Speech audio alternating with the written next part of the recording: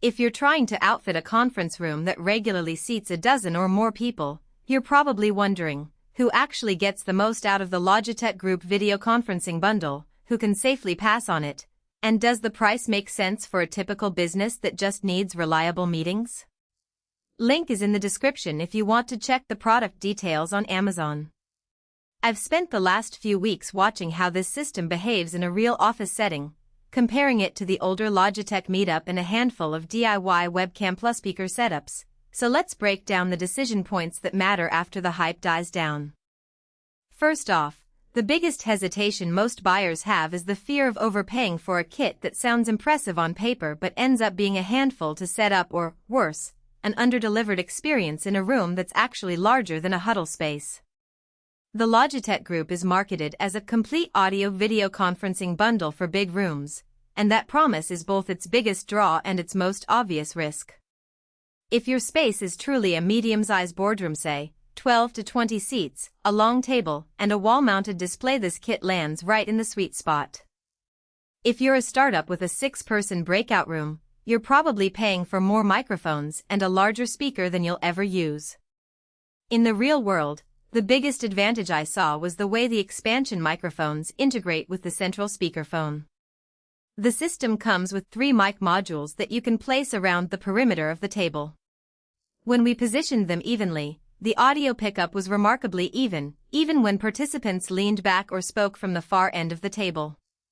In a typical weekly strategy meeting where half the attendees are on a laptop and half are in the room, the far-right speaker never sounded like they were shouting into a void. That's a practical strength you can't fake with a single mic webcam. It actually reduces the talk-over-talk feeling that many hybrid meetings suffer from. The video side is also solid. The built-in 4K camera, yes, it's a 4K sensor, not a gimmicky label, automatically frames the room, which means you don't have to manually adjust pan or tilt when people move around. In a live demo with a client presentation, the camera kept the speaker centered without any lag, and the image stayed crisp enough that slides were readable even on a small laptop screen. For teams that rely on visual details, think design reviews or data dashboards, that clarity is worth a chunk of the price tag. Now, let's talk about who should skip this bundle. If your organization already has a decent external speaker and a separate webcam that you're happy with, you might not need the integrated speakerphone at all. The group speaker is business grade, sure, but it's also fairly large and occupies a decent amount of desk space. For a tiny huddle room where the only participants are 2 or 3 people, a simple Bluetooth speaker or even the laptop's built-in audio can do the job without the extra hardware. Also, the system tops out at supporting about 20 participants. If you regularly run town hall-style calls with 30-plus people, you'll quickly outgrow the mic array's ability to capture everyone clearly, and you'll have to look at a more scalable solution. Pricing is another practical hurdle. The Logitech Group isn't cheap. Its price lands you in the mid to high end of the conference room market.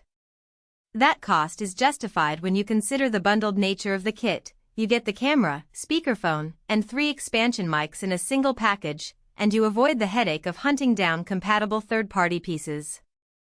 But if you're a small business that can stretch a budget by a few $100s, buying a separate webcam and a USB speaker could get you a functional setup for less. The value proposition really shines when you factor in the time saved on installation and the reduced risk of incompatibility between brand mix hardware. Installation is something you'll hear a lot about in buyer forums, and it's worth noting. The group's components are designed to be plug and play.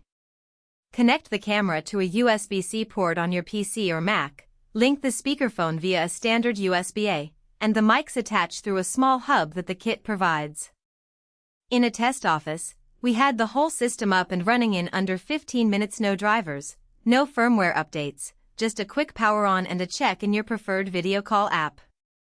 That simplicity is a genuine strength for IT teams that don't have a lot of spare time to troubleshoot hardware quirks. One practical weakness that shows up after a few weeks of use is the cable management.